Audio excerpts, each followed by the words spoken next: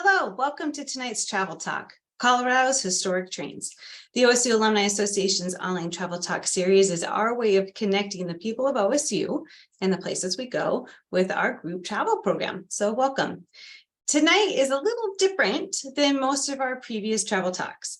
We are going to spend time specifically talking about this one trip, Colorado's Historic Trains.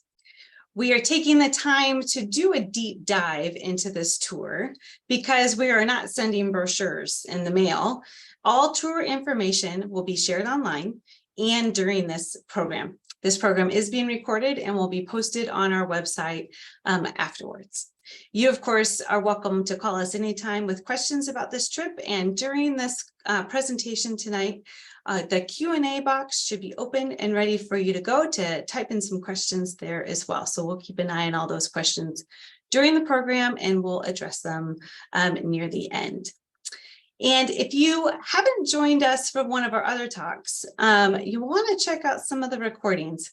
They are all online at fororegonstate.org/travel talks. There's some really great programs with experts across the university on many wonderful locations that we travel to. So be sure to check them out if you're interested in them.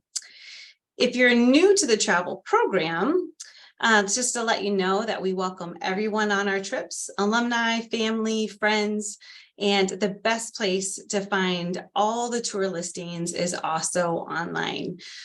So all of our 2024 tours are up and you can check them out there. There's a mix of land tours, cruises, train trips, riverboats. There's also exclusive OSU departures like this one, Colorado Trains, and some tours that are with other universities too. When one of our trips sells well, then a professor or a university leader or an alumni association representative joins the trip and they provide additional educational content about the destination or the university. So not only are you learning more by us sending an OSU ambassador, they also help assist with tour logistics and ensure that you have a great time. So on to tonight's program. Tonight, we have invited Sandy Doss to join us. She is a parent of a two-time OSU grad and is thrilled to share this epic backcountry historic trains adventure. She has had the pleasure to traveling to all 7 continents in over 70 countries and relishes the opportunity to explore not only the world, but of course, many of our places here in the backyards of the US. This adventure will bring us to some of the highest peaks and offer vistas rivaling some of the most adventurous explorations. She will share in the stories of small towns as we discover in the heritage trains that we'll enjoy. So she's with Mayflower Cruises and Tours, which is celebrating their 44th anniversary, specializing in experimental group travel since 1979. They're one of the largest tour operators in the country, providing guided travel on land, sea, and river adventures, and has the honor of supporting our community, the OSU community, for a few years now. And we look forward to having them with us in North America here in Colorado. So Mayflower Cruises and Tours is a full service travel provider with air and anything else that you need for your trip.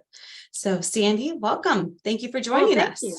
I am so excited to be here, you guys. And I am going to share my screen here. So let me get this brought up and see if we can make sure you all see it. Do you see it, Kate?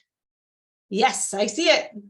Okay, wonderful. Well, first off, as Kate shared, you all. Actually, Sandy, we're seeing it in your presenter view this time for some reason. Oh, we are. Okay, hold on. Let's escape that. Let me see if I can try it again.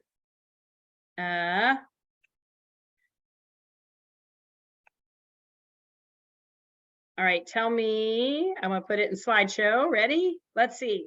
Is this working? Yes, that's much better. Okay, perfect. Oh, perfect. Okay, so first off, you all, it's so nice to meet everyone online and in this virtual world that we're in. I am a parent of an OSU graduate who has done her undergrad and graduate work at OSU. So I am part of the family. And what is exciting about this opportunity that we're going to talk about tonight is that This is our first domestic tour for all of you. And this will be our 5th tour that we have run for the Alumni Association. And so the journey and the experience of not just the trips themselves, but the planning and sort of the evolution and anticipation of each trip really makes this such a fulfilling experience for everyone involved. And for me, this is very personal as much as it is professional, as I am one of you. I'm an honorary parent, an honorary Beaver.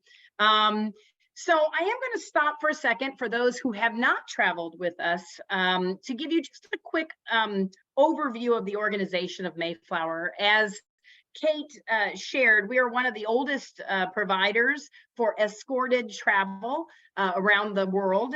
And we began, I think our heritage really, you guys, is in the trip that we're going to talk about tonight. It's in heritage train travel. It's in national parks. We are known for these experiences domestically. And of course, then over the years, we expanded around the world. But we are an all-inclusive experience. So your transportation, your accommodation, your luggage handling. We have a tour manager that is with you throughout the trip, along with your driver. And then we also have expert guides that step in, step on to come and share further information about unique areas of which you're visiting. Of course, there's dining and entertainment, celebration. And one of the things that I always point out that's important to note is we have a guaranteed share program. And what that means is if you are traveling as a single and you are open to a roommate, you will sign up as a guaranteed share. And if we cannot find you a roommate between Kate and myself, you will then have that room without having to pay a single supplement. So we try to offer, let's say, an effort here to reduce the cost. So it's something that I bring up in case you are single and you would like to have a roommate, but it also gives you an opportunity to have a room on your own if we can't find you a roommate. And so we're going to talk about this exclusive trip for you all. So this is exclusively being presented for the Colorado Historic Trains to the OSU alumni. And it's in the fall, September 20th through the 28th of 2024. It's hard to even get our heads around that we're already thinking into 2024. And, you know, Colorado, you all, is known as a centennial state, and it was founded in 1876. So 100 years after the signing of the Declaration of Independence. And what I love about this trip is maybe you have been to Colorado. Maybe you have traveled through Denver. I know many of us have.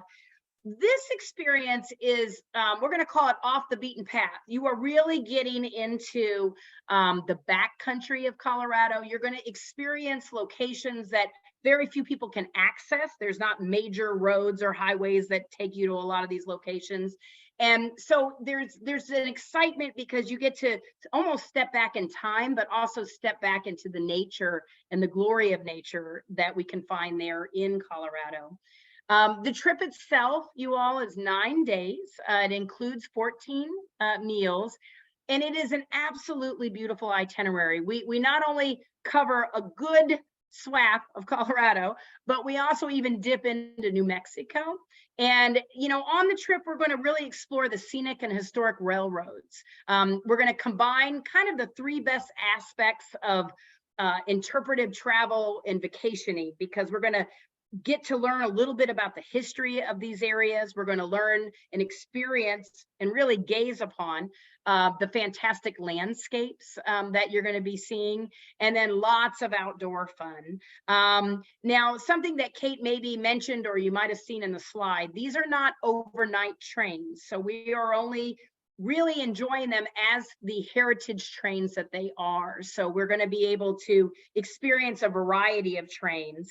And in fact, to be exact, we're going to be on 6 different trains over 9 days in 3 national parks.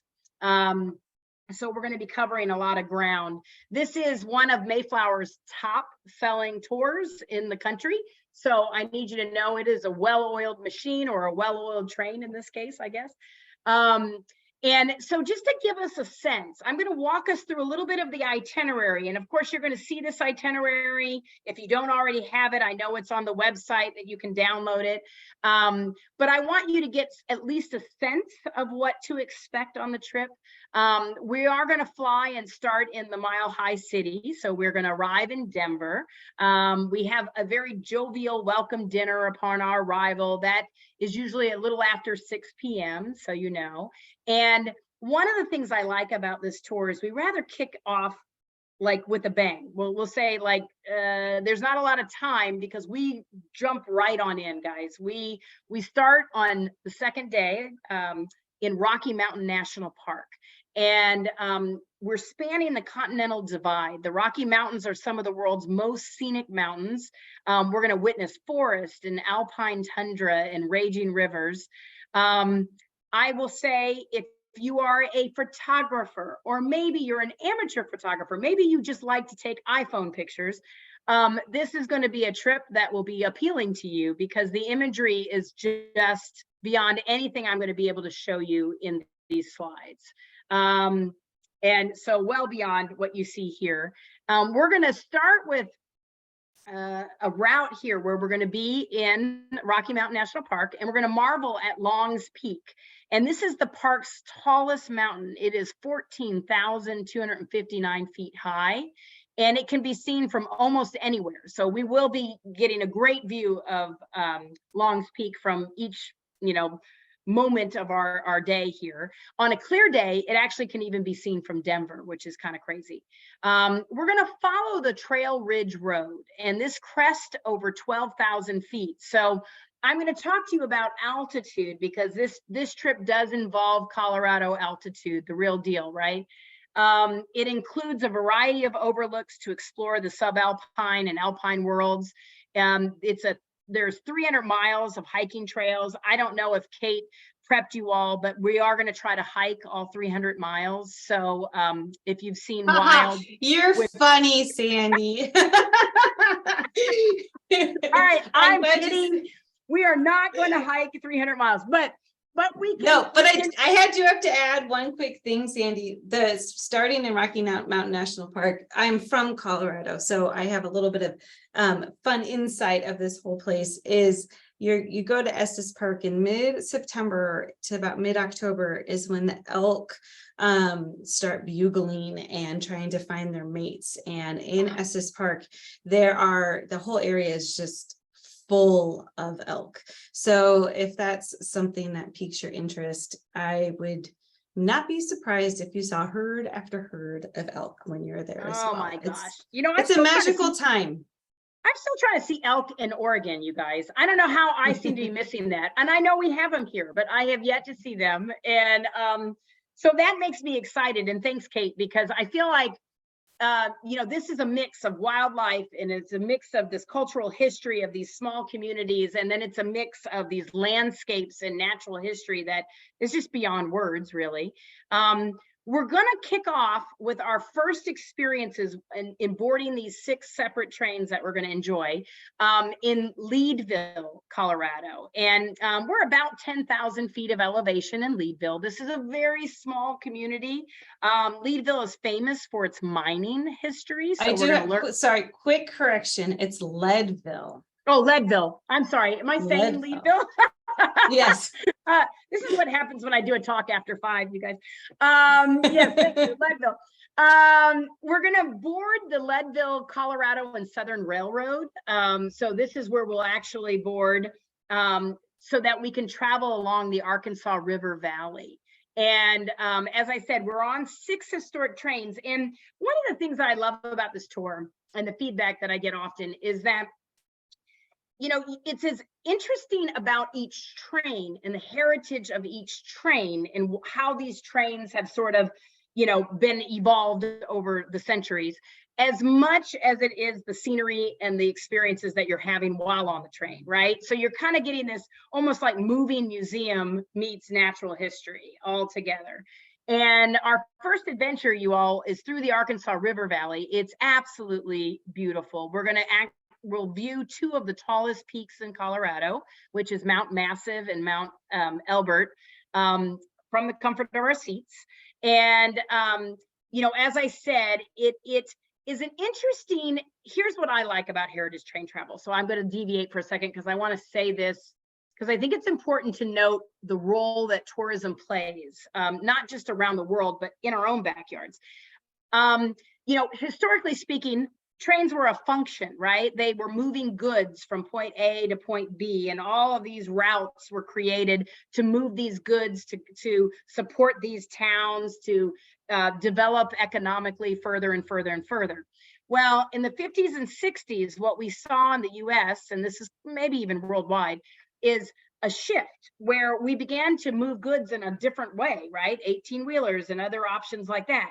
And because of that, a lot of these routes, and especially here in Colorado, really fell into either disrepair, or the trains were no longer running. The communities were no longer being, you know, having this, you know, let's say economic influence. And so tourism has been absolutely critical in the reestablishment of many of these railroad lines that you're going to see. And you're not just getting on these railroads, but you're injecting something in each of these communities. You are actually helping these communities to remain healthy, you know, through your travels. So I find that very exciting because it is kind of a rekindling of a lot of these locations. And as I said, as we ride these trains, we're going to experience these breathtaking views. This is the kind of experience where we're asked to marvel at the wonder of natural history in front of us in every way. You know, it's the ideal route. One of the things that I know, Kate, you and I talked about was the timing of this trip, and the fact that you are going to be there in the fall foliage, in the autumn glory. So I just get so excited about what this scene is going to look like for you all, you know, at this time of year. And, you know, of course, we're crossing the Continental Divide, so it's spectacular. You know, we're going to be getting this taste, and each day I feel like one experience sort of builds to the next. And so we're going to go deep, steep, and narrow in our travels through Gunnison National Park. And Gunnison is beautiful. I don't know, Kate, if you've been in this park. It's big enough to be overwhelming, but still intimate enough to feel the pulse of time.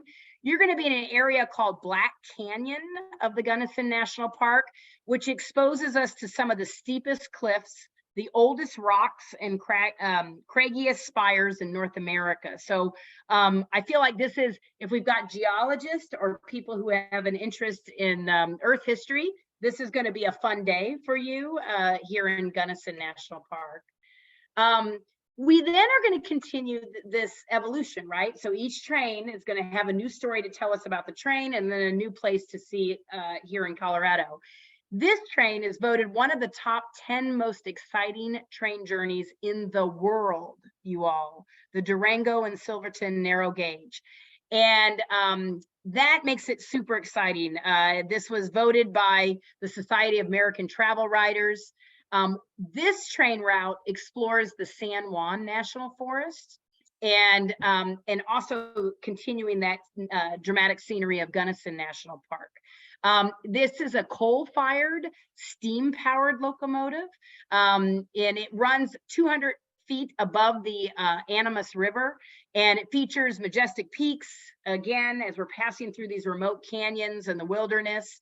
And this is that part where I think I mentioned as we started, we're starting to get into backcountry Colorado, you know, places that you just cannot access in any other way, which makes this quite exciting.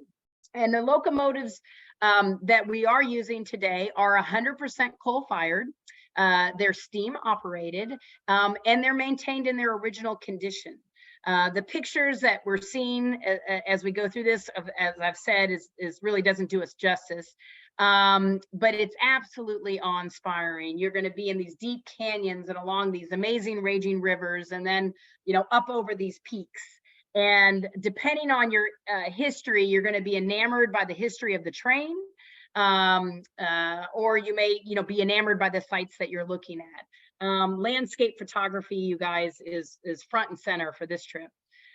This is a little idea of what I think you might expect in the San Juan National Forest, as we can see here in the coloring, the changes of the trees. The San Juan National Forest covers more than 1.8 million acres in Southwest Colorado. It's most noted for the staggering San Juan Mountains, but it's some of the steepest in the state. The views here are spectacular, and the recreation of this region is top notch, first rate. Now, we're talking about natural history, and I'm saying this is beautiful, and then this is magnificent, and then we're going to marvel at this, and we will, all of those things. But then we're also going to start to look at maybe the history of some of these regions well beyond the railroads. And one of the things that I think is exciting, I don't know about you guys, but my interest in my second half of my life is to explore our backyards. I feel like I've seen the world, but I haven't seen enough of our backyards in our national parks. And Mesa Verde is quite a special experience because we're going to be looking at 4,700. The site itself offers 4,700 archaeological sites, including 600 cliff dwellings and the Mesa top sites of pit houses, pueblos, masonry towers, and farming structures. And then they're still excavating. And I think we all think about archaeology, or I know I at times will think about it, with the Maya or maybe with the Incas. I don't often think about our archaeology here in the United States. I know that seems very myopic on my part, but I find that the opportunity for us to understand these peoples and these well-preserved, dwellings in the United States is quite a treat. Mesa Verde became the first national park in 1906 under President Theodore Roosevelt, and he created it to preserve the iconic cliff dwellings. But here's what's exciting. It was the first and remains the only cultural park in the national park system, which I think is so interesting. It's home to numerous ruins, as we've talked about, villages and dwellings from the Puebloan peoples. And the archaeologists believe that the dwellings were lived in between 600 and 1300 AD. So we're talking quite a long time ago. One of the things that we're going to witness is the Cliff Palace. And it dates back more than 700 years and was likely painted with very bright colors. I think if you've been to the Maya world, this will sound familiar. But it's constructed from sandstone, wooden beams, and mortar. And yet here it is still preserved and available for our viewing. So that'll be quite exciting. And we're going to pivot from having this archaeological dive, working with the archaeological community on site, to continuing this adventure of trains, right? So, I would tell you, even if you don't have a love affair of trains, I think you will have a love affair of trains by the end of this trip. This is how I feel about it. This is the Cumbres and Toltec Scenic Railroad. And this is an 1880 vintage line. It was best known for its appearance in Indiana Jones and the Last Crusade, if anybody remembers that movie. It's a National Historic Landmark on wheels.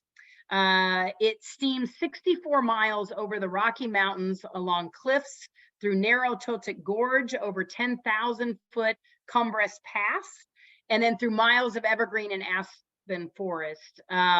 So there's views from every direction. This will give us a little better idea of what it looks like to be on the train. Some of them are more simple than others. So you're going to have also this diversity of, again, we're talking about heritage trains. So, at the turn of the century, and then trains that are used today. Here's what's interesting about this route that we're on this particular train. It was formed in 1971. It's America's most spectacular narrow gauge railroad. And I'm going to stop myself because I had to look up what is a narrow gauge railroad. I was curious about it. What does that really mean? And here's what makes it unique in Colorado. Standard gauge was favored for railroad construction in the US. A fairly large narrow gauge system developed in the Rocky Mountains of Colorado and Utah, only in these two areas. And isolated narrow gauge lines were built in many areas to minimize construction costs and industrial transport or resort access. So some of these lines offered common carrier service. So it was a way to sort of reduce costs when they started this type of routing. And you are stepping aboard kind of a back in time, back in time in the 19th century. Steam railroads, railways go about 12 miles per hour. And at the time, they were the state-of-the-art fastest way to travel. Can you imagine 12 miles an hour? For 140 years, the railroad has steamed through mountainsides of brilliant aspens. The steam train carries you 50 miles through the canyons. We're going to be through the high desert and meadows. So we're going to get into meadows as well, as you zigzag between Colorado and the New Mexico border. So this is going to be a spectacular day. We then continue, and then this is even more spectacular than the day before, but we're going to find ourselves on the Royal Gorge Railroad. And this is considered, you're riding through Colorado's Grand Canyon of the Arkansas, is what this is known as, this area along the Arkansas River. We board the Royal Gauge Railroad. It's a 12-mile route along the old Denver and Rio Grande Western train line. And it's quite memorable. The scenery, again, is just spectacular, but it follows this winding, tumbling Arkansas River deep within the soaring 1,000-foot granite cliffs of Colorado's. This is actually Colorado's grandest canyon, you all. So if you've been to the Grand Canyon, you're going to feel a little similar to that. It has that quality about it. And the journey doesn't just take us at the bottom of the canyon, but we are going to emerge on what we call the famous hanging bridge, the Royal Gorge Bridge. I don't have a picture of this, but I'm going to tell you that the bridge clings precariously to the granite walls of the Royal Gorge. It is the highest bridge in the U.S., towering 956 feet above the wild Arkansas River. So this is your adventure part of the experience. And this just gives us another image of what that looks like as we are following the Arkansas River. The bridge is actually listed as a National Registry of Historic Places. It was quite an architectural feat. It was built in 1929, constructed by 80 guys. Can you imagine the guys that would build a bridge like this? And was completed in less than 7 months in 1929. And they built it for the sheer purpose of tourism, which is really interesting that much effort would have been placed in there. Basically, it is to preserve the timeless beauty of the gorge, and they felt that bridge would accomplish that. So there's a lot of excitement about that particular day and the activities that you're going to be doing there. We continue through, and now we're not on a train, we're back together in a vehicle, but we're going to enjoy a drive through the Garden of the Gods. And this is spectacular. If you have been to Sedona, this is going to be sort of reminiscent of an experience in Sedona. As we drive through, the Garden of the Gods is a 1,300-acre park. It has dramatic views of 300-foot red sandstone formations. So again, reminiscent of, if you closed your eyes, you didn't know you were in Colorado, you'd think you were in Arizona. And so it's going to offer us views such as this. And if I have some world travelers in the group, this also reminds me of some parts of Madagascar. I don't know if we have any of the Madagascar folks with us tonight, but it sort of it's reminiscent of some of the views of what you'd see in Madagascar. Its red rocks formations are created during a geological upheaval. And there's actually a natural fault line millions of years ago in this area, which is where you see this uplift. And archaeological evidence shows that prehistoric people visited the Garden of the Gods about 1330 BC. So that is some history, you all. That's crazy. So after having explored the Garden of the Gods, we're going to continue our adventures. And now we're going to do a little bit about gold mining. And, I had to think of the cliche, or, this is going to make me look like a dork, but gold in them there hills. Does anybody remember that? Am I dating myself that I even know that exists? But that was a statement that was made by Mark Twain in 1892, the novel The American Claimant, if anybody's read it. And we're going to be on our last full day, and we're going to finish this trip with quite the bang, because we begin a ride on the Cripple Creek and the Victor Narrow Gauge Railroad. It's a very simple train. It is open aired. We see the scenic wonders around us at every curve. It's a century-old steam locomotive, and it's reminiscent of the gold mining days and the trains that would have been used to be moving rock and such during that time. But the final train, and this kind of oh, by the way, I wanted to show you kind of what the Cripple Creek area looks like. So this gives you an idea. And our final train adventure, however, is going to be on the last steam-powered cog railroad. And in fact, the only other cog railroad I know of is Mount Washington in New Hampshire, if anybody has been on that cog railroad. It overlooks 2,000 years of old trees in Pikes Peak, so in this region that you're seeing here. And it's the largest, here's what we're going to be looking for while on this train. It is the largest herd of Rocky Mountain bighorn sheep in Colorado. It can be found in this region. And the thing that I think I find so appealing and endearing is this is a family-owned railroad. It is a family-owned railroad. And I imagine like being at a dinner party and somebody saying, well, what do you do? And you say, my family owns a railroad. Like, I just think that would be fun to say. I can't say that myself, but this is Pikes Peak. This is the cog railroad. And you'll ride into the clouds here. The highest cog railroad in the US, it stretches 9 miles long. It vertically climbs to almost 14,000 feet. And it has been doing this route, you all, since 1891. And it's an important part of the heritage of the Western US, because you are passing cascading streams, forest, again, the alpine and pine forest. The world's largest cog railroad reveals panoramas that I think this is where we get to take our PowerPoint pictures and freeze them in our head, you know, because you're really above the clouds. So you're getting this amazing vista, you know, from this vantage point. And so essentially, you all, the trip is 9 days. We do have the opportunity, if you want to come in a day early, you can choose to do so. And we have the dates as September 20th through the 28th. And we do have round trip air from Portland, Oregon. We can also arrange your air from anywhere you are in the country. So when you complete your reservation form, you'll just let us know what location from which you are traveling from, and then we'll make sure we get you your air quotes for that. And our team handles all of that. And I work really closely. Do you want to talk about the deposit, the deposit for this program? So the deposit for this program, I believe, is $549. Is that right, Kate? Oh, shoot. I have to look that back up. It is, we are offering a presentation savings for it. Kate, let me affirm the deposit for you.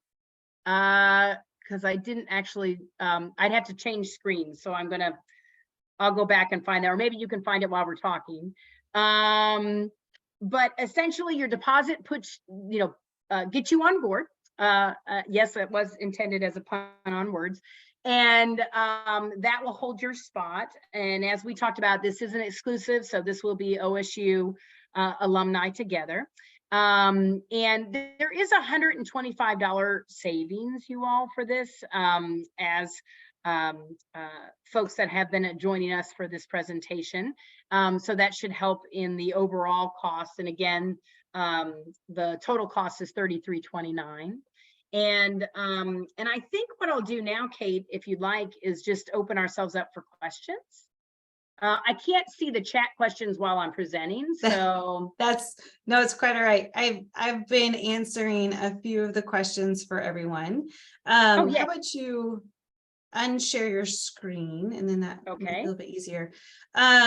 We did have a question. I think this is a really great one. I'll start with it because it was one of the first ones that came in that said, what is the Steve was wondering what was the maximum altitude for this trip. The And max, I will tell you, your maximum altitude is going up to Pikes Peak.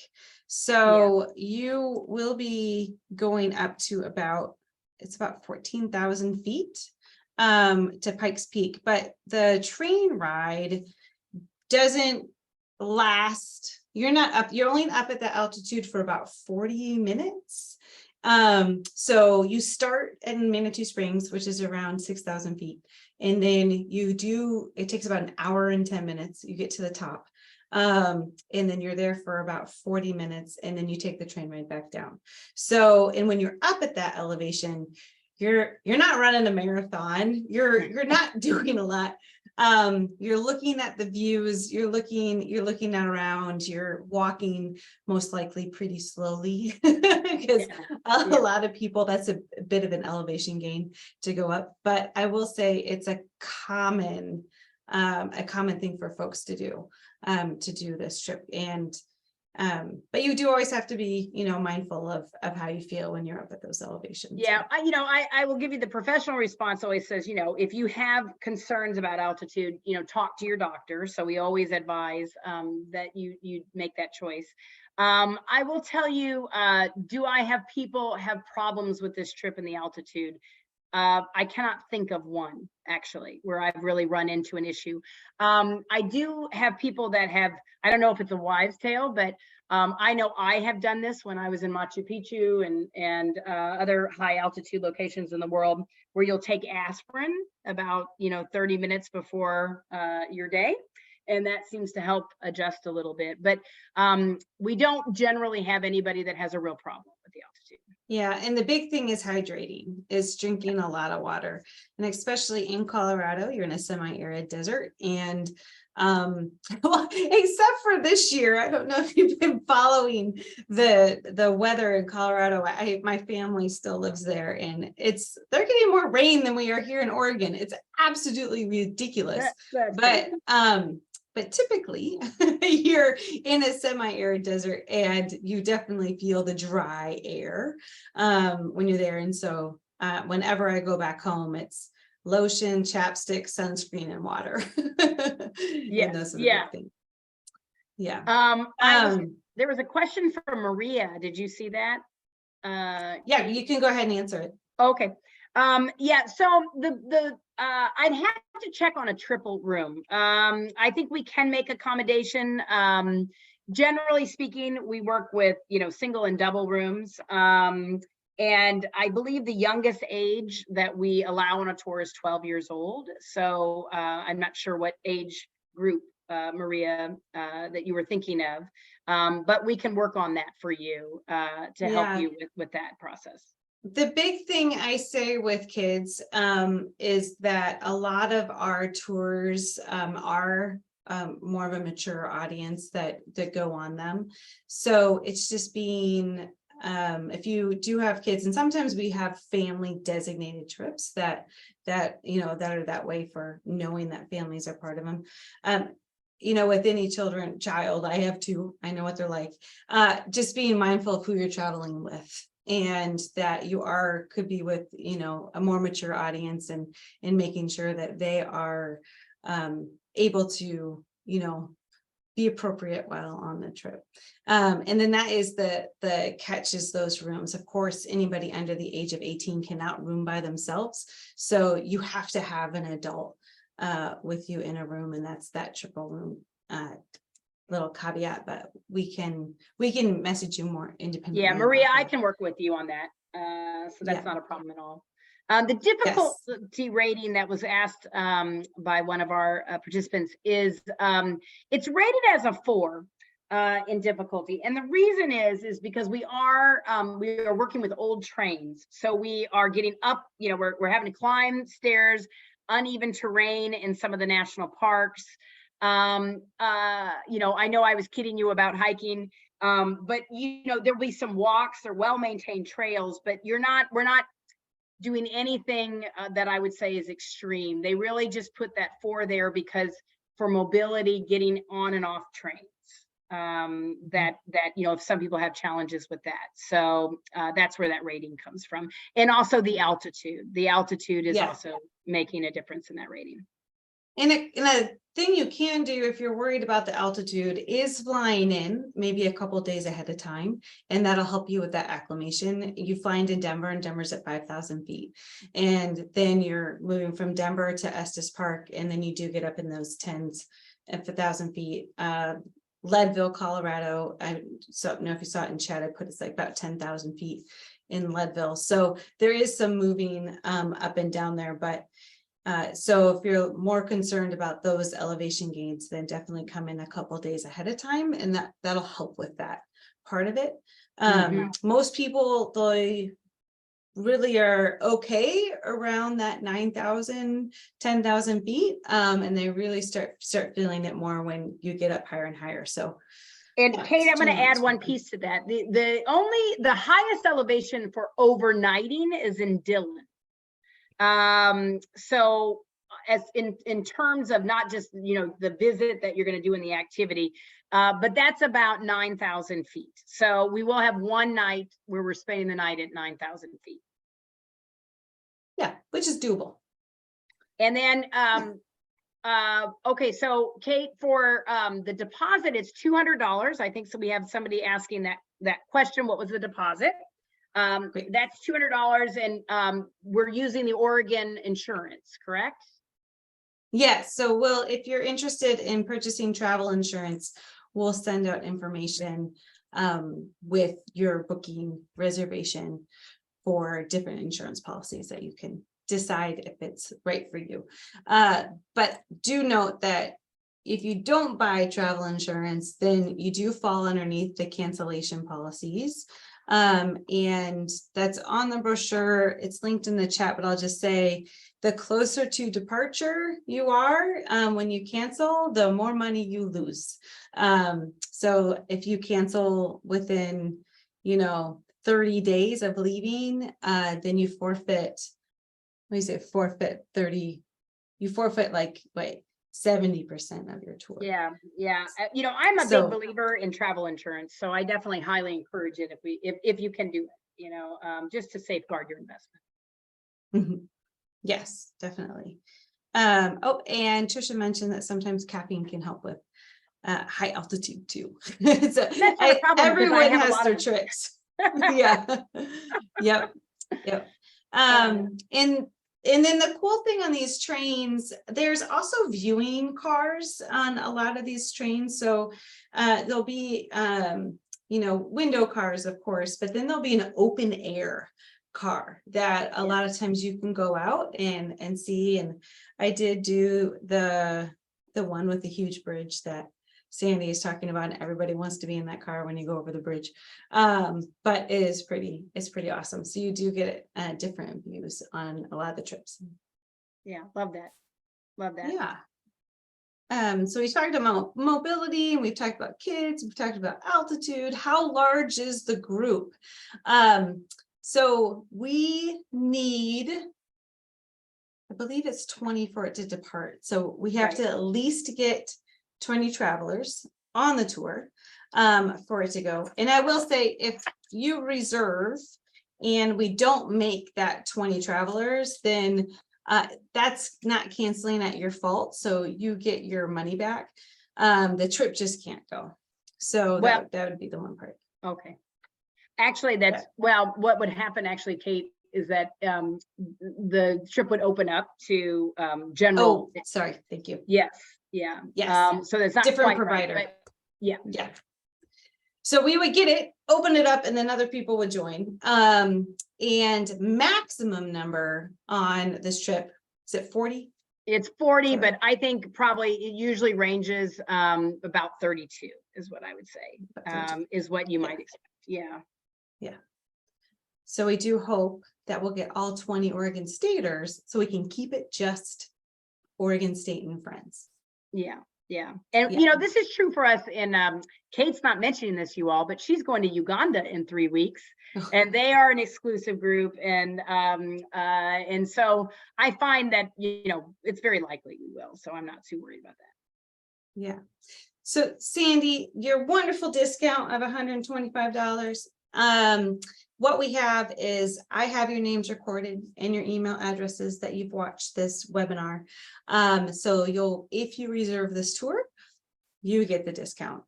Is there a window when you will close that discount, Sandy?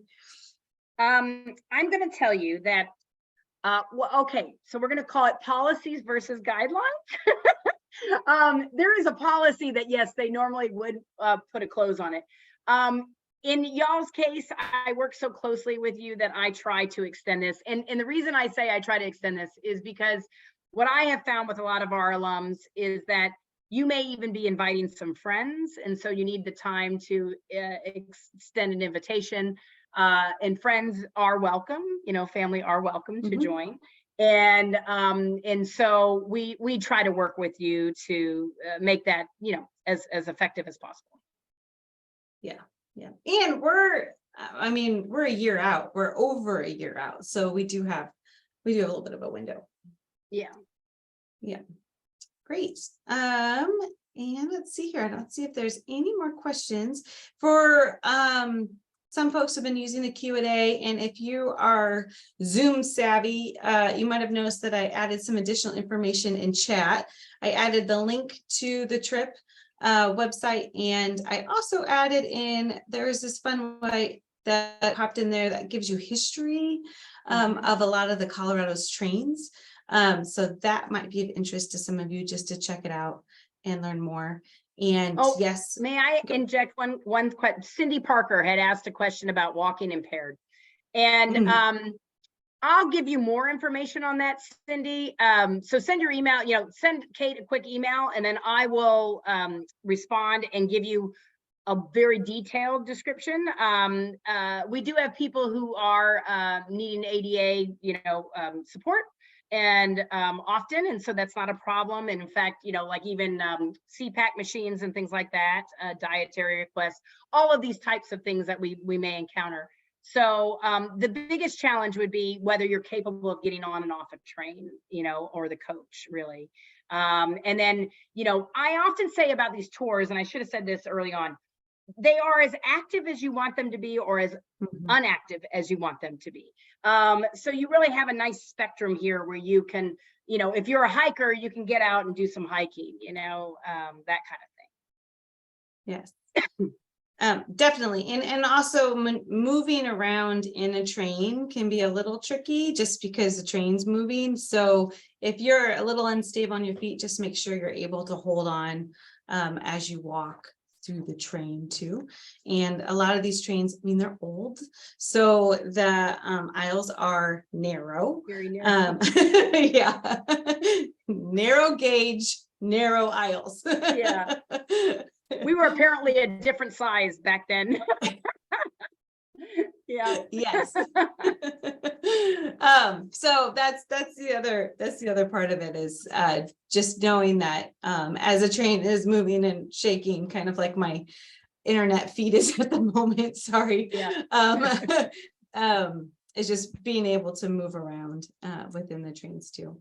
But otherwise, you're stopping in these towns, you're doing some sightseeing, you're looking at different places, and then just take your time.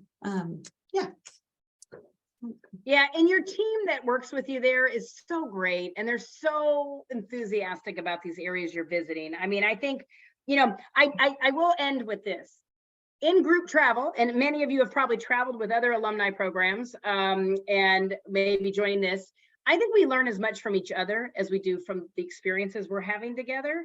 And so there's a richness that unfolds with this, because I think you learn from each other, you're learning from your guides, you're learning from your tour managers, and then you're learning about these areas that you're in. So it's the only place that we as adults can continue to be lifelong learners. I always say, we get to be students of the world, get to continue that process. Definitely. Great. I think the questions have slowed down. Is there any last ones? We are available if you think of something later.